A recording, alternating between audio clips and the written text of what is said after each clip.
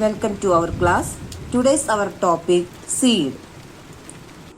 It is the final product of sexual reproduction. Seed is the fertilized ovule formed inside the fruits. നമുക്കറിയാം എവിടെയാണ് seed ഉണ്ടാവുക? Seed എന്ന് വെച്ചാൽ വിത്തുകൾ. വിത്ത് എവിടെ ഉണ്ടാവുന്നത്? ഫ്രൂട്ടിന്റെ ഉള്ളിലായിരിക്കും വിത്തുകൾ ഉണ്ടാവുന്നത്. സെക്ഷൽ റിപ്രൊഡക്ഷന്റെ ഫൈനൽ പ്രൊഡക്റ്റ് ആണ് സീഡ് എന്ന് പറയുന്നത്. It consist of seed coat, cotyledon and embryo axis. നമ്മൾ കുറെ സീഡുകൾ ഇവിടെ വെച്ചിട്ടുണ്ട്. നമ്മൾ ഈ സീഡുകളെ ജെർമിനേറ്റ് ചെയ്യാൻ ഇട്ട് കഴിഞ്ഞാൽ നമുക്ക് അതിന്റെ പാർട്സുകളെല്ലാം കാണാം. ഇപ്പൊ ഒരു എക്സാമ്പിൾ ആയിട്ട് ഇത് നോക്കി നോക്കൂ. ഇത് ഗ്രീൻ ബീൻസിന്റെ ആണ്. ഇതിന്റെ കോട്ട്ലിഡൻ വളരെ തിന്നാണ്, ട്രാൻസ്പെറന്റ് ആയിട്ടുള്ളതാണ്. This is the cotyledon seed coat. This region is the seed coat. This is the cotyledon. This region is the cotyledon. This is the embryo. This region is the embryo. This is the embryo.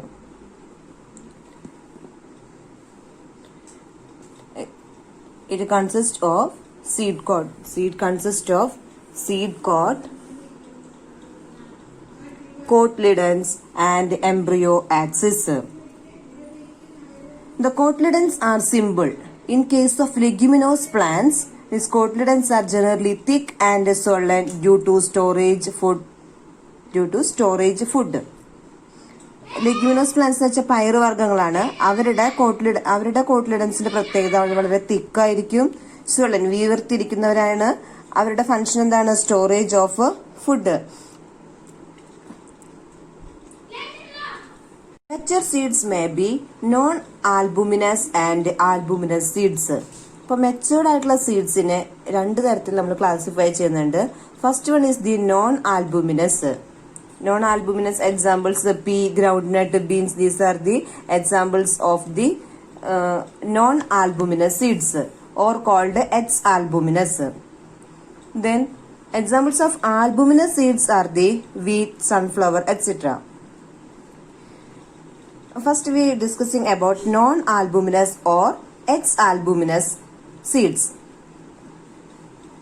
They have no residual endosperm as it is completely consumed during embryo development.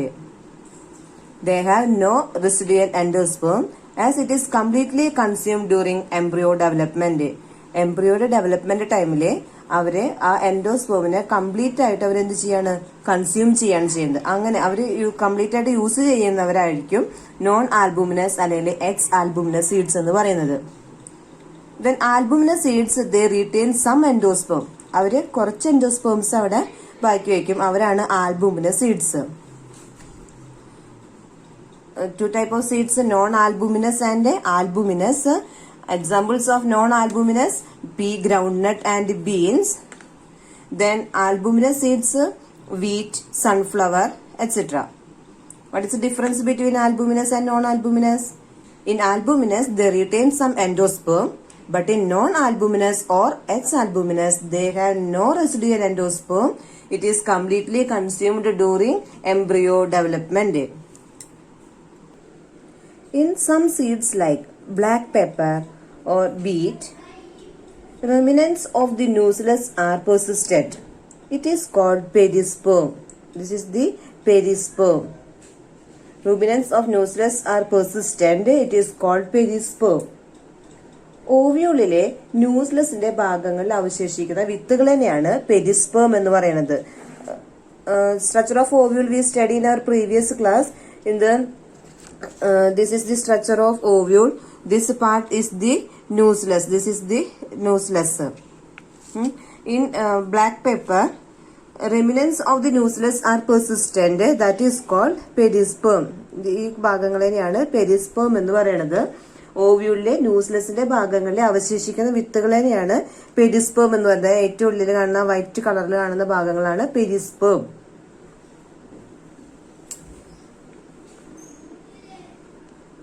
Indictments of some ovules harden as the protective seed coats. It has a small pore in the micropyle region through which oxygen and water enter into the seed during germination.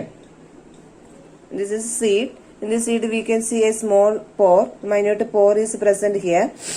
This is called a micropyle. The small pore is present in the micropyle region. This is small pore helps to absorb water and oxygen during the time of germination. ഒരു വിത്ത് അതിന് suitable ആയിട്ടുള്ള അന്തരീക്ഷത്തിൽ മാത്രമേ അത് germination നടക്കുന്നത്. അത് മുളച്ചു വരുന്നുള്ളൂ. അപ്പൊ അത് മുളച്ചു വരണമെങ്കിൽ അതിന് ഓക്സിജൻ വേണം, വാട്ടർ വേണം.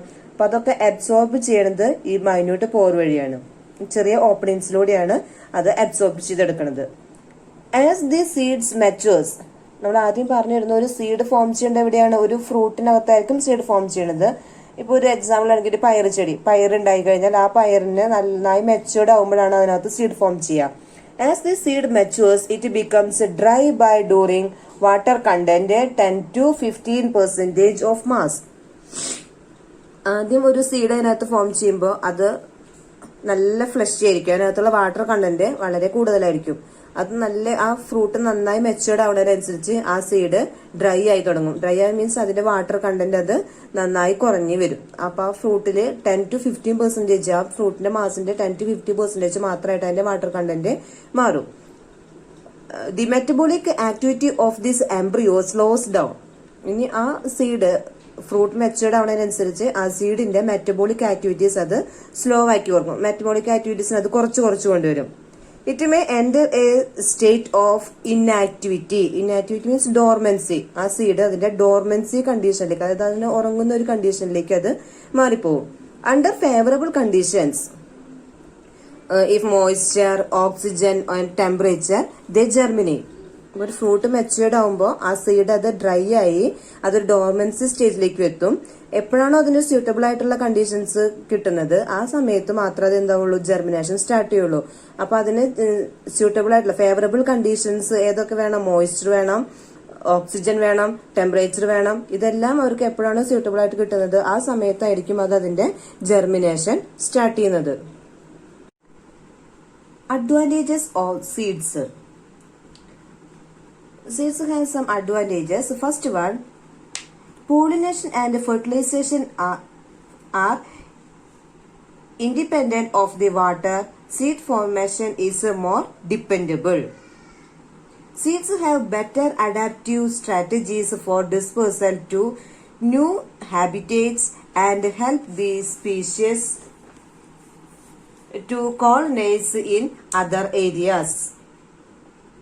Next one, they have sufficient food reserves. The seeds are nourished until they are capable of photosynthesis on their own. Next one, the hard seed coat provides protection to the young embryo. Being products of sexual reproduction, they generate new genetic combinations leading to variations. Dehydration and dormancy of mature seeds are crucial for storage of seeds, which can be used as food throughout the year and also to raise crop in the next season. These are the advantages of seeds. First we say pollination and fertilization are independent of water. Seed formation is more dependable. Then next one is the seeds have better adaptive storage for dispersal to new habitats and help the species to colonize in other areas. ചില സ്പീഷീസുകളൊക്കെ dispersion നടക്കുന്നത് wind വഴിയായിരിക്കും, water വഴിയായിരിക്കും.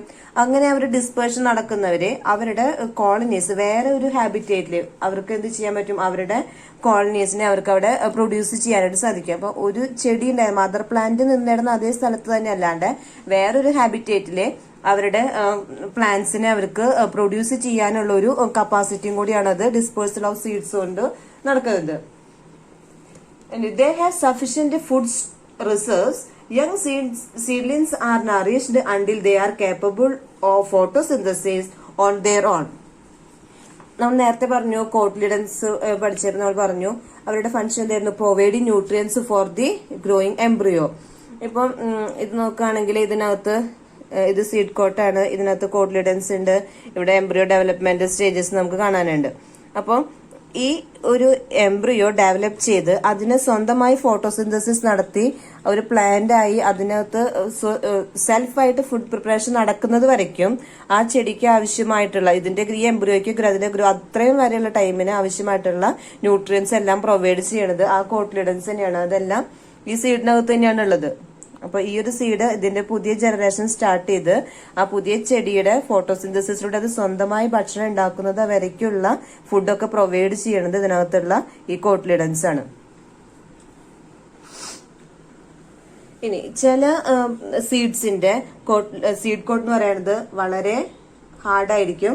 അതിന്റെ function എന്ന് പറയുന്നത് ആ എംബ്രിയോയ്ക്കുള്ള protection ആണ്. ഈ ഇതിന്റെയൊക്കെ സീഡ് കോട്ട് എന്ന് പറയുന്നത് ഇത് എന്തിനു വേണ്ടിയിട്ടാണ്, അതിന്റെ ഉള്ളിലുള്ള കോട്ട്ലിഡൻസിനും ആ എംബ്രിയോസിനൊക്കെ ആവശ്യമായിട്ടുള്ള പ്രൊട്ടക്ഷൻ ആണ് ഈ സീഡ് കോട്ട് പ്രൊവൈഡ് ചെയ്യുന്നത്. The hard seed coat provides protection to the young embryo.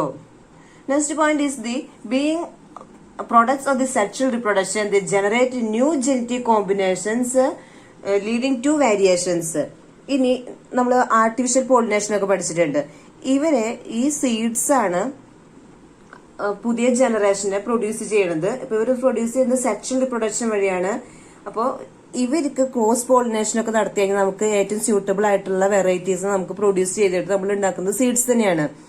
Artificial pollination നമ്മൾ സ്യൂട്ടബിൾ ആയിട്ടുള്ള ക്യാരക്ടേഴ്സ് ഉള്ള ഫ്ലവേഴ്സിന്റെ പോളൻ ഗ്രെയിൻസ് നമ്മൾ സെലക്ട് ചെയ്തിട്ട് അവർ തന്നെയാണ് പോളിനേഷൻ നടത്തുന്നത്. അപ്പൊ നമുക്ക് അവിടെ നിന്ന് കിട്ടുന്ന സീഡ്സ് നമ്മൾ എങ്ങനെയുള്ള സീഡ്സിനെയാണോ ഉണ്ടാക്കാൻ ഉദ്ദേശിച്ചത് അങ്ങനെയുള്ള സീഡ്സ് ആണ് നമുക്ക് കിട്ടുക. അപ്പൊ ഈ സീഡ്സ് എന്ന് പറയുന്നത് ഒരു ന്യൂ ജെനറ്റിക് കോമ്പിനേഷൻ ആയിരിക്കും. അങ്ങനെയുള്ള ന്യൂ ജെനറ്റിക് കോമ്പിനേഷൻസ് പുതിയ തരത്തിലുള്ള ചെടികൾ ഉണ്ടാക്കാനായിട്ട് വേരിയസ് ടൈപ്പ് ഓഫ് പ്ലാന്റ്സിനെ പ്രൊഡ്യൂസ് ചെയ്യാനായിട്ട് നമ്മളെ ഹെൽപ്പ് ചെയ്യും. ഇപ്പൊ ചെറിയ ഉയരം കുറഞ്ഞ ചെടികൾ വേണം, നല്ല കൂടുതലായിട്ട് ഫ്രൂട്ട്സ് തരുന്ന ചെടികൾ വേണം. അപ്പൊ അതൊക്കെ നമ്മൾ ചെയ്യണത് ഈ ആർട്ടിഫിഷ്യൽ പോളിനേഷൻ വഴിയാണ്. അപ്പോൾ അവിടെ നമ്മൾ ആദ്യം ഉണ്ടാക്കിയെടുക്കുന്നത് സീഡ്സിനെയാണ്. അപ്പോൾ ഈ സീഡ്സിന് അടുത്തൊരു അഡ്വാൻറ്റേജ് ആണ് in sexually producing seeds, they generate new genetic combinations. This leads to variation. Then dehydration and dormancy of the mature seeds are crucial for storage of seeds, which can be used as the food throughout the year and also raise the crop in the next season.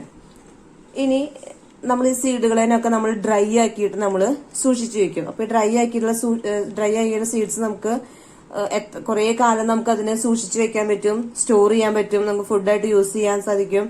ഈ seeds ആണ് നമ്മൾ അടുത്തൊരു ജനറേഷന് വേണ്ടിയിട്ട് പുതിയൊരു generation ഉണ്ടാക്കാനായിട്ട് നമ്മൾ use ചെയ്യണത്. നമുക്ക് ഇതിനെല്ലായ്പ്പോഴും സ്യൂട്ടബിൾ ആയിട്ടുള്ള ക്ലൈമറ്റ് കണ്ടീഷൻ ആയിരിക്കില്ല. അപ്പോൾ ഈ അടുത്തൊരു ചിലപ്പോൾ ഒരു വർഷത്തോളം നമ്മൾ അതിനെ വെയിറ്റ് ചെയ്യേണ്ടി വരും. അപ്പോൾ അതിന് സ്യൂട്ടബിൾ ആയിട്ടുള്ള കണ്ടീഷൻ വരുമ്പോൾ നമ്മൾ അവരെന്നെ എന്ത് ചെയ്യും, ജെർമിനേറ്റ് ചെയ്തിട്ട് നമ്മൾ പുതിയ ചെടികൾ ഉണ്ടാക്കിയെടുക്കുകയാണ് ചെയ്യുന്നത്. അപ്പോൾ കുറേ കാലം നമുക്ക് ഈ സീഡുകൾ തന്നെ സൂക്ഷിച്ചു വെക്കാൻ, ഡ്രൈ ആക്കിയിട്ട് സൂക്ഷിച്ചു വെക്കാനായിട്ട് സാധിക്കും.